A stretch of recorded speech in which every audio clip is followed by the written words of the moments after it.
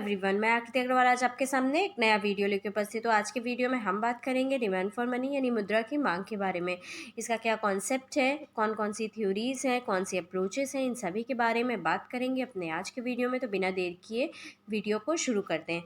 सबसे पहले देख लेते हैं डिमांड फॉर मनी यानी मुद्रा की मांग क्या होती है और ये क्यों की जाती है। अगर बात करें मुद्रा की मांग के कॉन्सेप्ट की, तो डिमांड फॉर मनी का मतलब होता है एक पर्टिकुलर इकॉनमी के अंदर एक पर्टिकुलर टाइम पीरियड में जो भी क्वांटिटी ऑफ मनी की डिमांड उसी पर्टिकुलर इकॉनमी के इंडिविजुअल द्वारा की जाती है, चाहे वो किसी भी पर्पज़ के लिए की जा रही है, वो डिमांड फॉर मनी के अंतर्गत आती है। मतलब किसी भी पर्टिकुलर इकॉनमी में किसी भी पर्टिकुलर टाइम पीरियड में लोगों द्वारा जो भी डिफरेंट पर्पज़ के लिए मुद्रा की मांग की जाती है, वो डिमांड फॉर मनी में आती है। अब अगर बात करें कि डिमांड फॉर मनी यानी मुद्रा की मांग क्यों की जाती है, इसके पीछे कौन से उद्देश्य होते हैं, तो इनके उद्देश्य को 3 भाग में डिवाइड किया जाता है। पहला है ट्रांजैक्शन मोटिव, दूसरा है प्रिकॉशनरी मोटिव और तीसरा है स्पेक्युलेटिव मोटिव।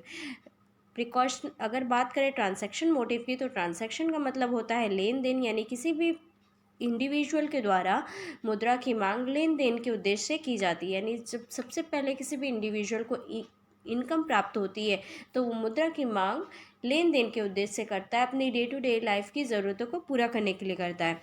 अब बची हुई मुद्रा में से कुछ मुद्रा को वो अपने आकस्मिक जोखिम यानी अपने फ्यूचर के लिए सेव करके रखना चाहता है, किसी भी तरीके के काम के लिए, वो उसकी प्रिकॉशनरी डिमांड के अंतर्गत आती है।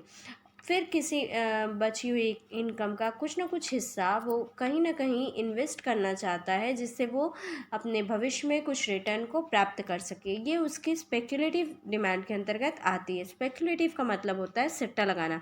अगर इस बात को एग्जाम्पल से समझें, तो जब किसी भी इंडिविजुअल को इनकम प्राप्त होती है, तो चाहे वो इनकम वीकली हो या मंथली, वो सबसे पहले अपनी ज़रूरतों की चीज़ों को खरीदता है।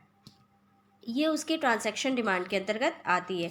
इसके बाद बची हुई इनकम में से कुछ हिस्से को वो भविष्य के आकस्मिक जोखिम, चाहे वो कोई भी तरीके की सिकनेस हो, एक्सीडेंट हो, उन सब के लिए सेव करके रखना चाहता है। ये उसकी प्रिकॉशनरी डिमांड के अंतर्गत आती है। उसके बाद जो भी मुद्रा बचती है, उसका कुछ ना कुछ हिस्सा वो सट्टा लगाने के उद्देश्य से कहीं ना कहीं इन्वेस्ट कर देता है, जिससे उसे फ्यूचर में रिटर्न मिल सके। ये उसकी स्पेक्युलेटिव डिमांड के अंतर्गत आती है। अगर बात करें कि डिमांड फॉर मनी की कौन कौन सी अप्रोचेस हैं, तो इसके अप्रोचेस को 3 भाग में डिवाइड किया गया है।